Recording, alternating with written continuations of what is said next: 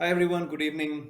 I don't need to explain how big today's matches, India-Pakistan matches have become uh, extremely rare, and we only get to watch them now at world tournaments at neutral venues, and so that makes it all the more interesting. Though in recent times, some of these matches have become such high-pressure games that they often turn out to be one-sided matches. Even though India is usually expected to win, it's often been one-sided in the other direction as well. But let's hope tomorrow is not a damp squib. Uh, so let's get started. Quickly about myself. My name is Bishen Jeswant. I am currently a lawyer. You see at the bottom of the screen that I was formerly a Statistic Subeditor with the Espn Cricket Info. I did that for a couple of years following my passion, but I'm currently a lawyer. I'm graduated in 2012, currently working with Cyril Amarchand as a partner in the employment law practice. But for the purpose of this video, treat me purely as a lover of cricket, lover of sport. Let's get started. So part of the agenda on this video is to really discuss the fantasy aspect of it. Now, I'm sure for me at least, a lot of watching cricket hinges around fantasy sport, making my teams, ensuring I'm sticking to the deadlines, making my changes on time. And I'm sure many of you are also in the same boat as I am.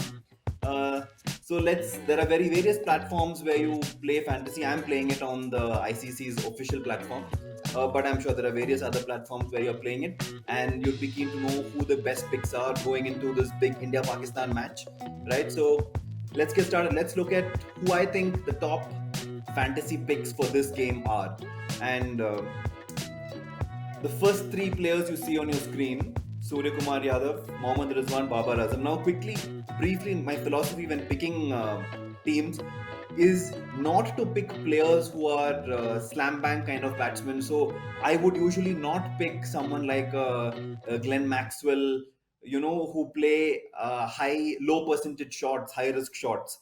Because while they may come off sometimes, the value that you get from the strike rate or from the boundaries and sixes is not as much as you get from runs in fantasy while playing fantasy cricket. I mean, this varies a bit website to website, but talking generally. So I see the value in actual quantum of runs, and when someone scores a reasonable quantum of runs, it's usually accompanied by enough boundaries and sixes, and eventually over a longish innings, the strike rate evens out as well and gets to a fairly good strike rate. So that my picks are, you will see that they are in that those type of players. Mohammad Rizwan and Babar Azam are very much in that mold. They are not slam bang batsmen, but Mohammad Rizwan's been in great form over the last couple of, I would say, years almost, and even the recent form, whether in the England T20 series or the Asia Cup, has all been excellent. Very similar for Babar Azam, arguably among the best batsmen in the world. Surya Kumar Yadav, I would say, not arguably among the best, but really the best T20 batsman in the world as things stand today. So there's it's almost a no-brainer to be picking Surya Kumar Yadav. Moving on to the next three, you can see KL Rahul, Rohit Sharma, Virat Kohli. Again, all three of them for me are batsmen who score quantum of runs, accumulate runs, right? And I know seems a little bit biased towards India, but in terms of batting, India are among the strongest batting lineups in world cricket today. So it's not very surprising that out of the top six batsmen, I've picked four are Indian and only two Pakistan batsmen.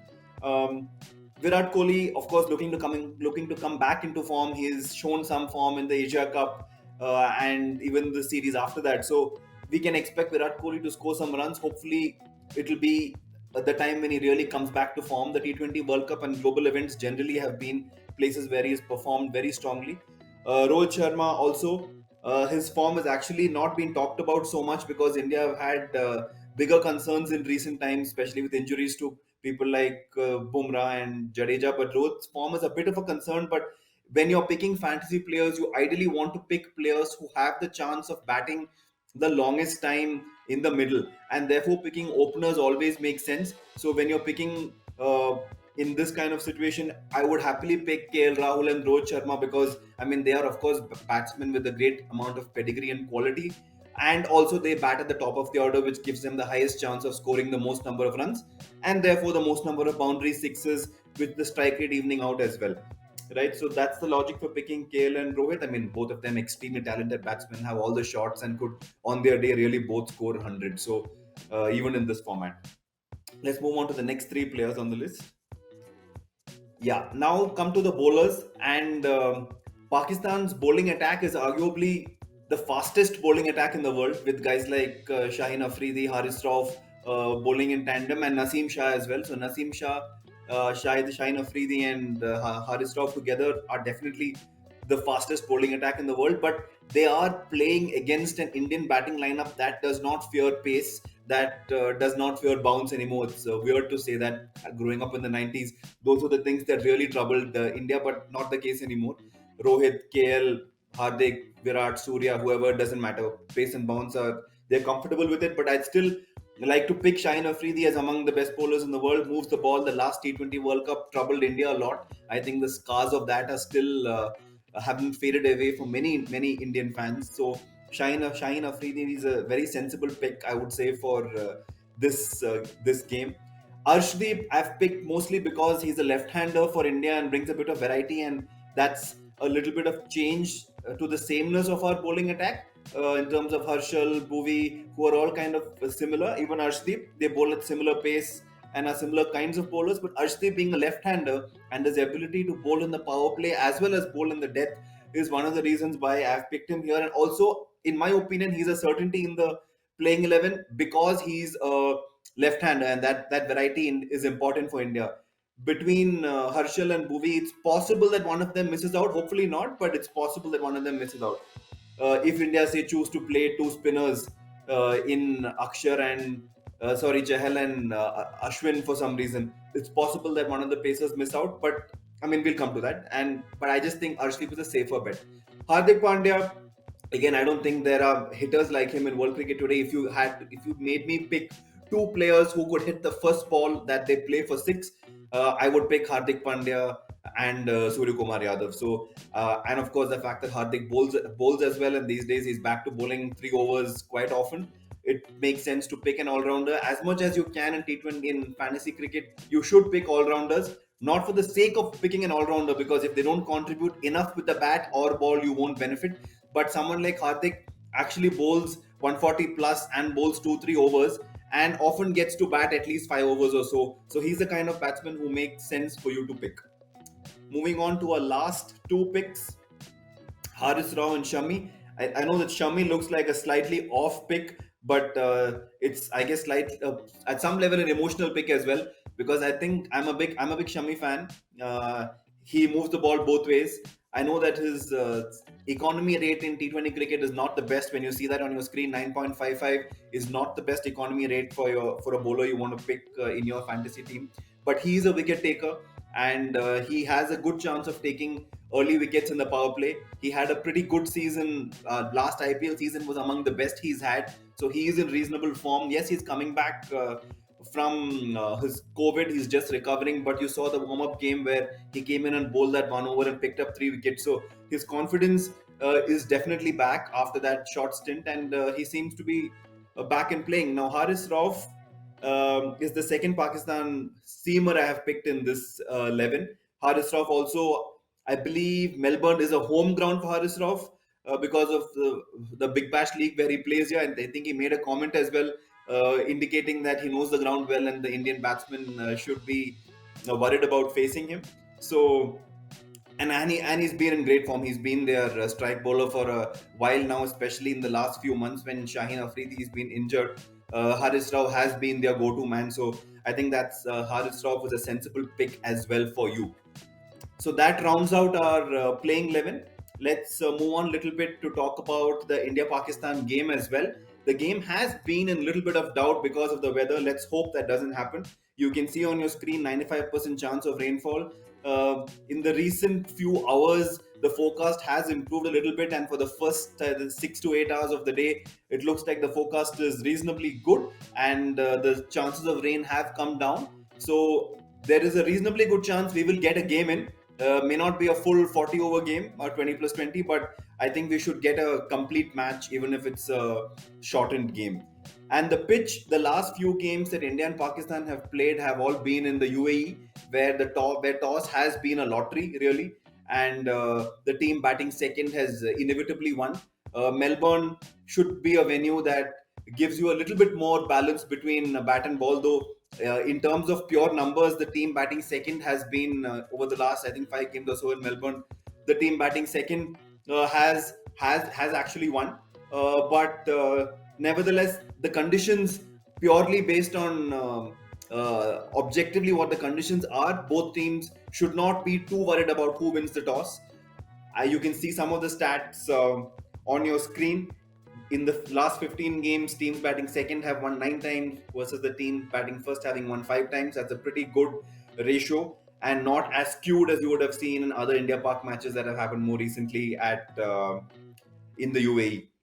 Moving on, let's now talk about the last couple of games specifically. There have only been two T20 games played at the MCG this year, and those are the two games you see, two Sri Lanka matches, uh, with Sri Lanka winning the first one and Australia winning the next one. Both those were again cases of the team batting second winning, but based on the conditions, it's not that the conditions strongly favor the team batting second. The teams, I think, in world cricket generally today do prefer to chase. Having the target in front of them makes things easier, but the conditions in Melbourne offer a good balance between bat and ball. Moving on, yeah, this is you see on your screen the India squad. Of course, we won't go through it in great detail. On your next screen, you will see some of the stats of each of the players to take a good look at. Now, you see Rishabh Pant and Dinesh Karthik on your screen. Dinesh Karthik today is possibly the best finisher in world cricket. Every time he comes out to bat, it almost seems like he's performing. Whether it's India batting first, and he helps us get to a big total or a good finish in the last 2 3 overs. And if you're chasing, it almost doesn't matter what the equation is. You believe that Dinesh Karthik can do it, especially for someone who's 37 years old. Peaking at 37 is extremely rare. So well done to Dinesh Karthik.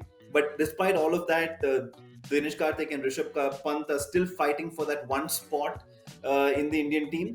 And unless you see India treat Hardik Pandya, who's also on your screen, as a fifth bowler and not have a sixth bowling option, it's highly unlikely that Rishabh Pant and Dinesh Karthik will both play. If you asked me who should play, I would say Dinesh Karthik based on his form, but that's of course a little bit tough on Rishabh because he's someone whom India has really groomed for the last many years and shown a lot of faith in.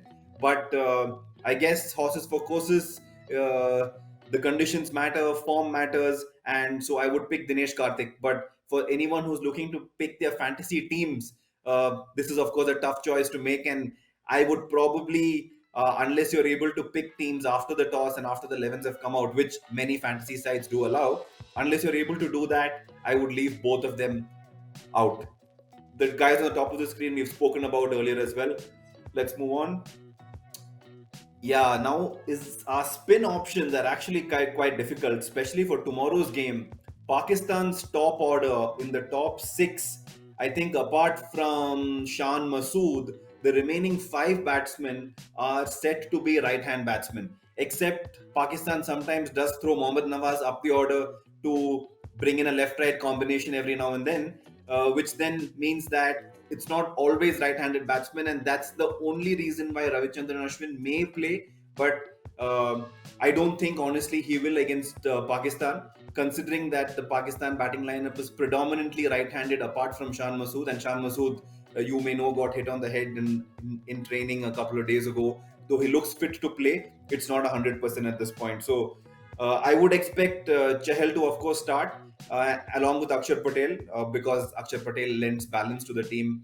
In the last, I think, World Cup that Akshar Patel played, which was, if I'm not wrong, 2015, may have to fact check that, but he was almost a bench player, and now Akshar Patel is almost, his performance will really decide how India performs in this World Cup because he lends that balance, and it's because of him that we can have him and Hardik together as extra bowling options, fifth and sixth bowling option. Without that, you can't have in T20 cricket today only five bowling options. So um, Ashwin will have play at some point in the tournament, I suppose, but maybe not tomorrow.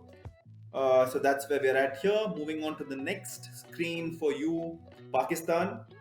Let's talk a bit about Pakistan's batting now. Pakistan is, let's see some of the numbers on the next screen. Pakistan's batting lineup is quite unique in T20 cricket today in that many teams follow India's style of play, where it's slam bang attack, right? But Pakistan follows a very unique conservative style of play, where guys like Babar Azam and uh, Mohammad Rizwan at the top of the order generally don't go hell for leather and are okay to set a foundation. So that's a very different philosophy from India for tomorrow's game, and generally philosophy from many teams in world cricket. And part of that is because their bowling attack is among the best in the world, and they don't think they need to score 180, 200 runs to win each time. So it's quite interesting. They follow a different philosophy. So if Pakistan bat first, you can expect a target of 170, 180, which considering their bowling attack is probably equal to a 190, 200, and that's just a unique way in which they play, which again justifies selecting guys like Babar Azam and Mohammad Rizwan in in your fantasy teams, because they're likely to try and play out the power play. Instead of scoring 65 runs, they are probably targeting to score only about 45 runs. So um, just pointing out the different philosophy in which Pakistan plays their cricket.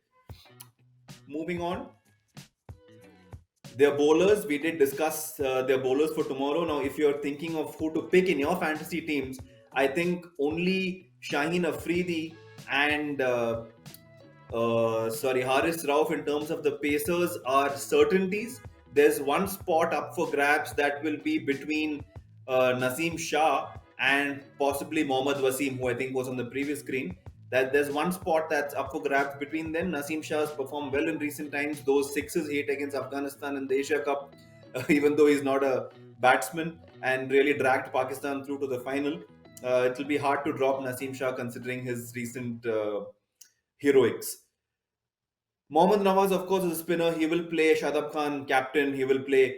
Mohammad Nawaz has been used by Pakistan in all kinds of positions, really. Sometimes he doesn't even bowl because he is a sixth bowling option for them. There are days when he doesn't bowl at all, depending on the conditions.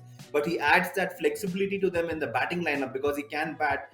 And they, like I said earlier, they have a predominantly right-handed batting lineup. So Mohammad Nawaz being thrown up as a floater up the order does help them with their batting as well. So even when he doesn't bowl, he's quite a useful addition to their team, though he's not even considered a prolific batter either. Okay, that brings us close to the end of this. Let's move on to our next. This is a head-to-head between India and Pakistan. Now, I said that many of the recent India-Pakistan games have been fairly one-sided games, and we hope tomorrow's match is not a damn squib. But in the Asia Cup, in the two games at least that Pakistan and India played, they were extremely tight.